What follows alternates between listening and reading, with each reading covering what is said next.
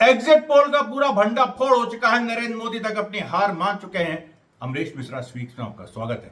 और मैं बताऊं आपको कि एलजीपी चिराग पासवान की पार्टी एनडीए गठबंधन के तहत बिहार में 5 सीटें लड़ी हैं, लेकिन एग्जिट पोल ने उसको 6 सीटें दे दी हैं। उत्तराखंड में 5 सीटें हैं कुल और बीजेपी को 6 सीटें दे दी है एग्जिट पोल ने। हिमाचल प्रदेश में 4 सीटें हैं, लेकिन एग्जिट पोल ने बीजेपी को 6 से 7 सीटें दे दी है। हरियाणा में 10 सीटें हैं, लेकिन नतीजा 17 सीटों का आ गया है। राजस्थान में 25 सीटें हैं, लेकिन नतीजा 33 सीटों का आ गया। झारखंड में सीपीआई-एम चुनावी नहीं लड़ रही, सीपीआई-एमएल लड़ रही है, वो भी इंडिया गठबंधन के तहत। और वहां पर लेकिन सीपीएम को 2 से 3 सीटें दे दी गई हैं। सीटें मतलब हर तरफ देखिए। तमिलनाडु में कांग्रेस 9 सीटों पर चुनाव लड़ रही है। अब मतलब ये ऐसा नहीं कि बीजेपी को कांग्रेस 9 सीटों पर चुनाव लड़ रही है, 15 उसको सीटें तमिलनाडु में दे दी हैं। उसके बाद और दूसरा बीजेपी को 2 से 3 सीटें दी और 34% वोट दे दिया है तमिलनाडु में। विश्वास, ये आलम है। दरअसल हुआ क्या, मैं आपको जो बताना चाह रहा हूं, चुनाव डिसाइड हो चुका है। इंडिया गठबंधन जीत रहा है। 280 से 300 सीटें इंडिया गठबंधन की आ रही हैं। एनडीए का कोई भरोसा नहीं है, वो 200 पे भी निपट सकता है, 220 भी उसकी आ सकती है उसके बारे में। और इंडिया गठबंधन की 300 से भी आगे बढ़ रही है। आप ही बताइए, इस तरह के माहौल में जहां हर तरफ धांधली एग्जिट पोल में भी हुई और वो भी ठीक से नहीं हुई, कोई साइंटिफिक तरीके से नहीं हुआ। अरे धांधली ऐसे की जाती है। ये धांधली ये दिखा रहा है कि अमित शाह और नरेंद्र मोदी का पूरा सपोर्ट सिस्टम कोलैप्स कर चुका है। मैं शुरू से इस बात को कह रहा हूं कि नेतन्याहू वहां हार रहा है इजराइल में, और उसके साथ साथ ट्रंप कभी भी जेल जा सकता है। जो दो सबसे अच्छे दोस्त जो नरेंद्र मोदी के हैं, उनकी हालत खराब है। वो कुछ भी नहीं कर पा रहे हैं। उन्होंने इसके लिए कुछ नहीं किया। और उसके साथ साथ जो पूरी टीम इनकी इंटरनेशनल थी, वो पूरी ध्वस्त हो चुकी है। It is finished. BJP team is finished internationally, which used to manipulate elections. इनकी टीम नहीं है। तो ये रिलाय कर रहे हैं किस पे? प्रशासन पे इन लोगों ने 2022 का मॉडल देखा, लेकिन उसमें योगी का बहुत बड़ा हाथ था। और इस बार योगी अमित शाह के साथ नहीं है। सच्चाई यही है। क्योंकि देखिए, सब लोग जानते हैं कि प्रधानमंत्री मोदी तो अब ढलते हुए सूरज हैं, और अमित शाह ही असली प्रधानमंत्री हैं। ये सब लोग जानते हैं और योगी भी जानते हैं। और योगी जो है, उन्होंने जो ये प्रशासन पर रिलाय कर रहे हैं, प्रशासन के अंदर एक पूरी सीधा डिवीजन हो गया है। जो प्रशासन का जो अपर लेवल है, वो चाहे जितना बीजेपी का साथ दे, जो बीच के मिडिल और जो लोअर लेवल ऑफिसर्स हैं, वो पूरी तरीके से कहीं ना कहीं अंदर से बीजेपी को हराना चाहते हैं। इसीलिए उनकी जनता इसीलिए जनता ने देखिए, यूपी, बिहार, उत्तर भारत की जनता ने बीजेपी को रिजेक्ट कर दिया। ये ऐसा नहीं होगा कि साउथ इंडिया ने बीजेपी को रिजेक्ट किया इस बार, और इसलिए बीजेपी हार जाएगी या बहुत कम सीटों से मेजॉरिटी ले आएगी। इस बार उत्तर भारत ने पूरी तरह से बीजेपी को रिजेक्ट किया है, खासतौर पे यूपी, बिहार में।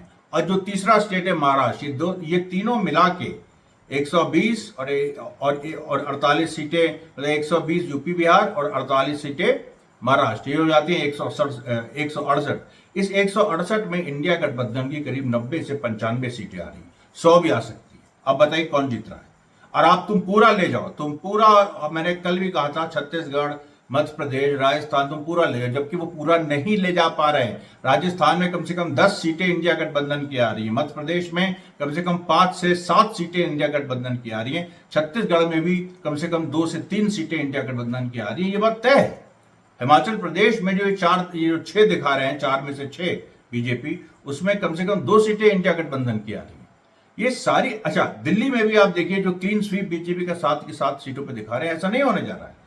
और अगर हो भी जाए, मैं तो ये तो कह रहा हूं कि हो भी जाए, तुम ले जाओ ना सब, जितना ये दिल्ली फिल्ली और जितना ये सब है। यूपी, बिहार और महाराष्ट्र की बात करो, अगर दम है, अगर कोई तुम में औकात है तो उसकी बात करो। और मैं फिर कह रहा हूं, मैंने कल भी इन लोगों की आलोचना की थी, और कुछ और नाम मैं जोड़ना चाहता हूं। अजीत अंजुम, दीपक कुमार, ये संजय शर्मा, उसके बाद आशुतोष, ये इस तरह के जो सारे लोग हैं। संदीप चौधरी तो अपने को प्रोग्रेसिव बनते, लेकिन इनकी असलियत खुल गई। अभय दुबे से मैं शॉक्ड हूं। अभय दुबे जैसा आदमी जो एक प्रोग्रेसिव मूवमेंट से आता है, वो सरेंडर हो गया बीजेपी के सामने, और वो कह रहा है कि 2004 से उसकी तुलना मत करो अभी। अरे 2004 से कौन तुलना कर रहा है 2024 की? और 2024 की बात करो ना। फील्ड में आप गए थे अभय दुबे? कहीं गए हो? बैरिया गए हो? बलिया में? मऊ गए हो? चंदौली में सैयद राजा गांव गए हो? रॉबर्ट्सगंज में दुद्धी गए हो? अरे बताओ ना। अयोध्या गए हो? अयोध्या में दरियाबाद गए हो? पता भी है तुम्हें कहां है, किस किस कंस्टिट्यूंसी में, किस लोकसभा कंस्टिट्यूंसी में? ये किताब देखने से कुछ नहीं होगा। इसलिए मैं कह रहा हूं, जितने भी लोग हैं इस तरह के, सब एक्सपोज हो चुके हैं। और मैं नाम मुझे याद ही नहीं है, मैंने जो ये सब नाम लिए हैं, ये सब देखिए। अच्छा, दूसरी तरफ राइट विंग में प्रदीप सिंह और ये जो हर्षवर्धन त्रिपाठी, ये दोनों चोर, ये चोर टाइप के लोग जो बीजेपी से पैसा लेके झूठ बोलते हैं, इनके मुंह पे तो काले पुतने वाली कल, इनकी तो कोई औकात नहीं रह जाएगी। मैं आपको इसीलिए कह रहा हूं, देखिए जनता ने ये चुनाव, जनता ने लड़ाई, ये बात सच है। लेकिन उससे भी बड़ा सच ये है कि ये चुनाव गवर्नमेंट मशीनरी का एक बड़ा हिस्सा बीजेपी छोड़ चुका है, वो इंडिया गठबंधन की तरफ आ गया है। मैं आपको कर्नाटक का एग्जाम्पल देता हूं। कर्नाटक में जो इन लोगों ने कहा है कि 28, जबकि वहां कांग्रेस की गवर्नमेंट है, 28 सीट में से 25 सीट बीजेपी जीतेगी, और वोट परसेंटेज जो दिया है वो 55% एनडीए को दिया है और 41% इंडिया गठबंधन यानी कांग्रेस को दिया है। 14% का फर्क दिखा दिया है। और इनके सैंपल साइज पूछे, सारे जो एग्जिट पोल है, जो 30 से 34 एग्जिट पोल है। अच्छा, एक बात की, सभी तो अंबानी, अडानी या सुभाष गुप्ता की हैं, और किसकी हैं भाई? अंबानी, अडानी, सभी सारे न्यूज चैनल उसी के हैं। एबीपी न्यूज का आप समझते हैं कोई स्वतंत्र है? ये सब उससे, ये सारे पूरा पैसे का खेल, पूरा इसका, और बहुत ही पुअर, बहुत ही भोला, ये जो बहुत ही मिसमैनेज जो मैनेजमेंट है। मिसमैनेज मतलब आप बेसिक आंकड़े जो हैं वो तो आप झूठ भी ठीक से नहीं बोल सकते मोदी, आपके चमचे, आपके सारे लोग झूठ भी ठीक से नहीं बोल सकते, ये साबित हो गया। और अमित शाह ने सारी पावर खो दी है। गुजरात के डायमंड मार्केट ने अपना हाथ हटा दिया है अमित शाह के ऊपर से। अब आप बताइए इससे ज्यादा और क्या चीज हो सकती है? गुजरात में जो होने जा रहा है वो आपको चौंका देगा। इसीलिए मैं बार बार कह रहा हूं कि आराम से इंडिया गठबंधन की 280 से 300 सीटें आएंगी, और एनडीए तो कहां जाके, क्योंकि जब कोई पार्टी या कोई कोलिशन ढलता है, या बीजेपी जैसे ढलती हुई पार्टी है, ये 200 आएगी, 200 से नीचे जाएगी। एनडीए गठबंधन का क्या होगा क्या नहीं होगा, ये एक अलग सवाल है, और इस पे आप बहस करते रहिए। लेकिन जीत जो है वो इंडिया गठबंधन के होने जा रही है। हंग पार्लियामेंट की जो स्थिति है, मुझे नहीं लगता हंग पार्लियामेंट आ रही, लेकिन आ भी सकती है। और बहुत कुछ देखिए इस पर भी डिपेंड करता है, क्योंकि कॉम्प्लेक्स चीज है, ये जटिल चीज है। आसान नहीं है कि मैं साफ साफ बता दूं ये जीत रहा है वो जीत रहा है। ऑन पेपर और ऑन द फील्ड कांग्रेस जीत रही है, इंडिया जीत रहा है। लेकिन एक ये भी हो सकता है कि बहुत बड़े लेवल पे अगर इन लोगों ने ऑर्गेनाइज धांधली की, जो मुझे मुश्किल लग रहा है, इनके पास लोग नहीं है, लेकिन अगर वो मान लीजिए एक हाइपोथेटिकल एक सिचुएशन हो, तो उसमें भी कॉम्प्रोमाइज करेंगे इंडिया गठबंधन से कि भाई ठीक है चलो हंग पार्लियामेंट दिखा देते हैं, तुम पावर ले जाओ। लेकिन किसी भी कीमत पे राहुल गांधी या जो इस तरह की फोर्सेस हैं वो इस बार बीजेपी को पावर में नहीं आने देंगे किसी भी हालत में। आप देखिए बलिया लोकसभा का चुनाव हो रहा है, सनातन पांडे वहां सपा के कैंडिडेट है, लड़ रहे हैं। वो पिछली बार भी लड़े थे, 10,000 वोट से हारे थे। पिछली बार भी धांधली की बहुत खबरें आई थी बलिया से। अभी इस बार भी धांधली की खबरें आ रही है। सनातन पांडे ने बकायदा लिख दिया है, ट्वीट कर दिया है, व्हाट्सएप पे पूरा घूम रहा है कि अगर कोई गड़बड़ी हुई तो डीएम और मेरी लाश एक साथ निकलेगी। ये सपा के कैंडिडेट सनातन पांडे ने साफ साफ क्लियर कर दिया। और आपको बताएं, कर्नाटक में जो ये 44 और ये जो 55 और 44% दे रहे हैं, इन एक्सिस माई इंडिया पोल ने अपनी मेथोडोलॉजी रिवील की। देखिए सबसे इंपॉर्टेंट होता है कि आपने एग्जिट पोल किया कैसे, आपका सैंपल साइज क्या है, आपने कितने लोगों से बात की, उसमें जो लूप होल्स हैं। अच्छा, बाकी किसी चैनल ने ये नहीं डिस्क्लोज किया कि उन्होंने, उनकी मेथोडोलॉजी क्या है, उनकी सैंपल साइज क्या है, या किस तरीके से उन्होंने पूछा, कितने लोगों से पूछा। एक्सिस माई इंडिया ने केवल ये कुछ दिया है, और उनके हिसाब से आप शॉक रह जाएंगे।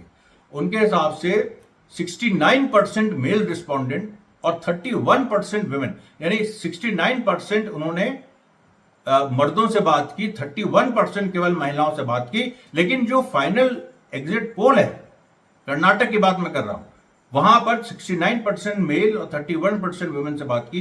लेकिन जो फाइनल जो उन्होंने जो रिजल्ट दिया उसमें 50-50% कर दिया, 50% मेन एंड 50% वुमेन। अरे 19% वुमन तुमने जो आदमियों ने कहा, जो मर्दों ने कहा, उसको तुमने मतलब औरतों के उसमें डाल दिया। इस तरीके ये क्या धांधली। दूसरी बात आपको बताएं कि ये एग्जिट एक्सेस इंडिया मैप, ये एक्सेस माइंड, ये जो पोल है, इसने कहा कि हमारे उसमें 15% ऐसे लोग हैं जो स्कूल नहीं जाते। लेकिन जो स्कूल ना जाने, मतलब स्कूल नहीं गए, स्कूल नहीं जाने वालों की संख्या केवल कर्नाटक में 24% है। उसके साथ साथ पूरे हिंदुस्तान में चले जाइए तो 30% के करीब है, 28 to 30।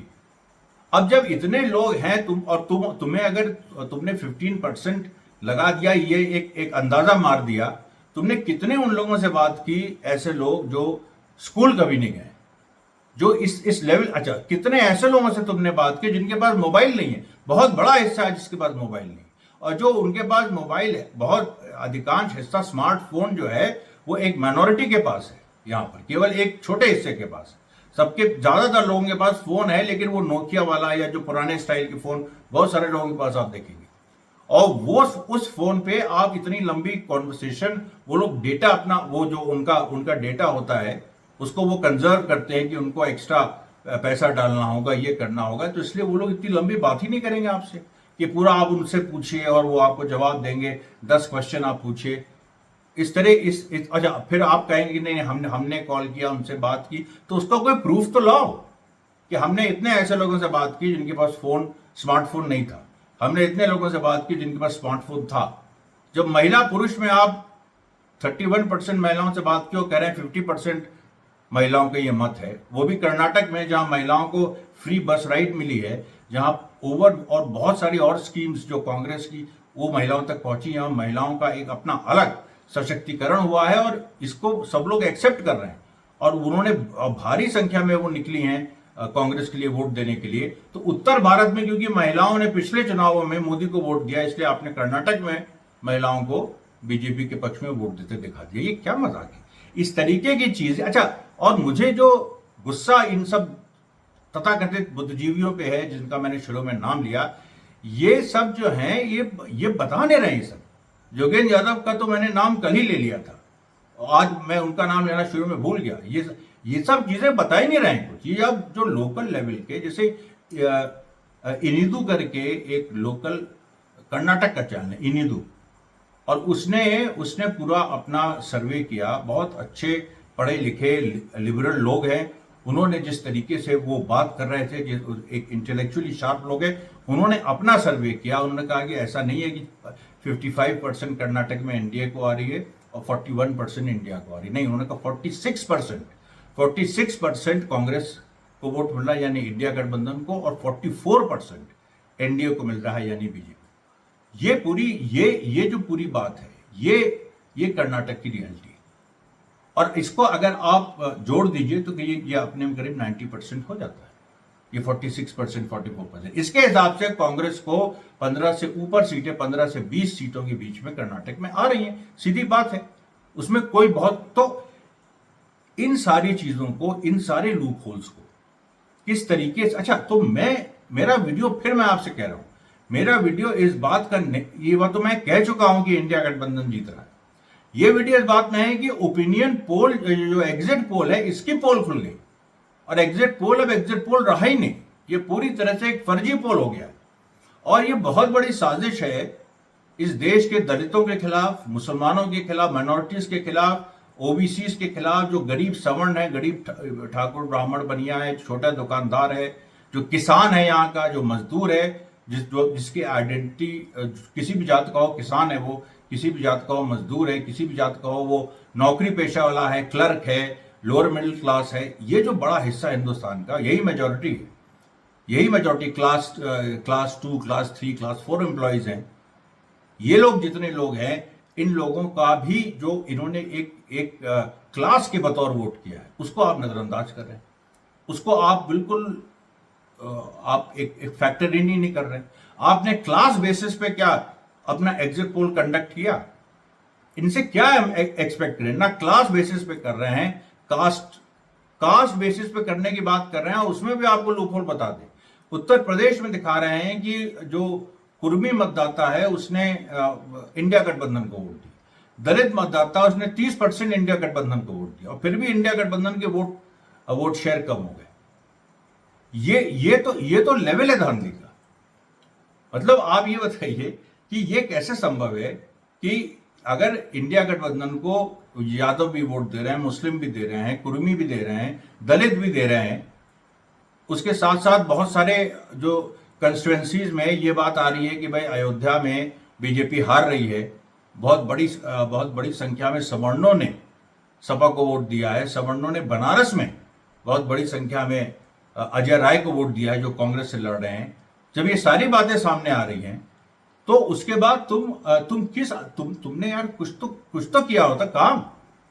ये बिल्कुल ये जैसे यशवंत देशमुख, ये क्रिमिनल टाइप का आदमी जिसको जेल में होना चाहिए।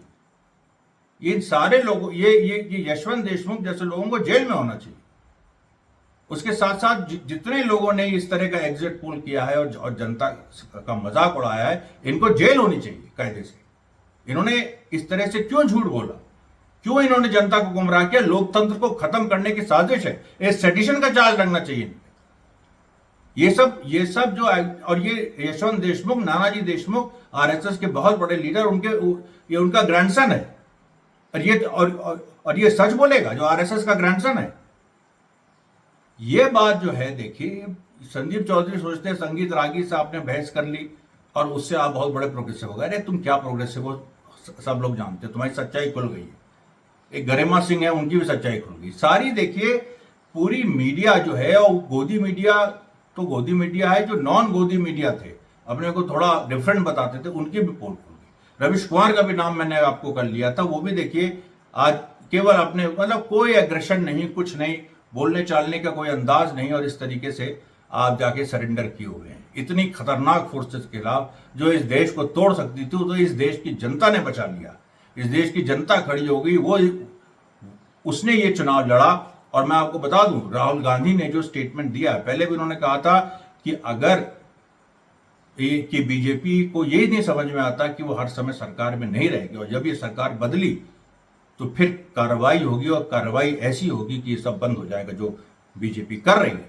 उसी राहुल गांधी ने यह भी कहा, कल जब पूछा गया कि कितनी सीटें आएंगी इंडिया गठबंधन की, उन्होंने कहा 295। उसके बाद उन्होंने कहा कि ये एग्जिट पोल मोदी पोल है। उसके बाद लोगों ने कहा कि अरे फिर से बताइए कितने सीट आएंगे, उन्होंने कहा कि वो सिद्धू मूसेवाला का गाना सुना है 295, तो 295 सीट्स आएंगी। और सिद्धू मूसेवाला देखिए रिबेल था, एंटी एस्टैब्लिशमेंट था, उसको माफिया ने मारा है, उसको मरवाया गया है, सिस्टम ने मरवाया, क्योंकि सिस्टम के खिलाफ था वो। और राहुल गांधी उसका नाम ले रहे हैं, इसका मतलब है कि वो सिस्टम के खिलाफ पूरी एक आह्वान कर रहे हैं कि अगर इस तरह के रिजल्ट आते हैं, अगर या फिर इस तरह की धांधली, क्योंकि धांधली शुरू ही जैसे होगी, कल वहीं लड़ाई हो जाएगी, वहीं पर लड़ाई हो जाएगी, काउंटिंग रोकनी पड़ेगी। कोई इंडिया गठबंधन का कैंडिडेट रिजल्ट मानने को तैयार नहीं है, वो बार बार चीजों को चेक करेगा। आपने देखिए एक चीज और की थी, एआरओ की जो सीट होती है, ये काउंटिंग जो होती है उसकी, उधर ईवीएम को जो काउंट कर रहे हैं वो लोग होते हैं, इधर कैंडिडेट्स और उनके एजेंट्स होते हैं। कैंडिडेट को उधर जाने की इजाजत है, बीच में एक लोहे का बाड़ा टाइप होता है, तो वो जो बाड़ा है उसमें और उसके अंदर लेकिन एआरओ की जो सीट होती है, या एआरओ की जो टेबल होती है, उस पर जो कैंडिडेट्स के जो काउंटिंग एजेंट है वो बैठ सकते हैं। लेकिन एआरओ की भी सीट्स पे बैठने के लिए बैन लगा दिया था इन लोग ने, और उसके बाद जब ये जयराम रमेश ने प्रोटेस्ट किया, तब जाके ये इलेक्शन कमीशन ने कहा, एक क्लैरिफिकेशन दिया कि नहीं हम वहां तक जाने की इजाजत है। लेकिन सवाल यह है कि कल ये चीज फॉलो नहीं हुई, तो कल अगर जो पूरी काउंटिंग हो रही है, जैसे मान लीजिए एक लोकसभा की काउंटिंग एक अलग अलग विधानसभाओं में होती है, एक लोकसभा की काउंटिंग कुछ जगह केंद्रित भी होती है, लेकिन उत्तर प्रदेश की बात मैं बता रहा हूं, तो वहां पर अगर पूरी स्थिति इस तरह की बन जाएगी कि जब ये क्लियर हो जाएगा कि भाई यहां से ये हो रहा है, यहां से ये धांधली हो रही है, तो काउंटिंग कैसे होगी? 2022 में बीच में जाके जो डीएम है उन्होंने काउंटिंग रोकी, जब जहां सपा जीत रही थी, बहुत जगह 100 से ऊपर काउंटिंग रोक दी, और उसके बाद बीजेपी को विनर डिक्लेयर कर दिया। इस बार लोग जान गए, और इसीलिए सनातन पांडे जैसा आदमी कह रहा है कि लाशें निकलेंगी। इसलिए मैं आपको कह रहा हूं, मैं वार्न करना चाहता हूं, मुझे कोई किसी से डर नहीं है, बीजेपी को वार्न करना चाहता हूं कि अगर बदतमीजी की, अगर बीजेपी ने कल बदतमीजी की, अगर प्रशासन ने बदतमीजी की, प्रशासन के जो, अगर लोकतंत्र में जो अधिकार, तो जो लोकतंत्र में बाबा साहब अंबेडकर ने जो अधिकार दिए हैं, जो मत का, और बाबा साहब अंबेडकर क्या, पूरा जो सभी लोग उसमें थे, श्यामा प्रसाद मुखर्जी भी उस समय थे, इन सब लोगों ने जो एक कॉन्स्टिट्यूशन संविधान दिया हिंदुस्तान को, उस संविधान के हिसाब से मत का अधिकार सबका फ्री है, उसमें आप इलेक्शन के प्रोसेस में धांधली नहीं कर सकते। अगर आपने धांधली की तो आप देश विरोधी, संविधान विरोधी माने जाएंगे, और बड़े बड़े डीएम हो कहीं के हो, तुम चीफ मिनिस्टर हो कहीं के, प्राइम मिनिस्टर हो, जेल जाओगे। जेल जेल रास्ता है सीधे मोदी और अमित शाह का कल। धन्यवाद साथियों, बहुत बहुत धन्यवाद।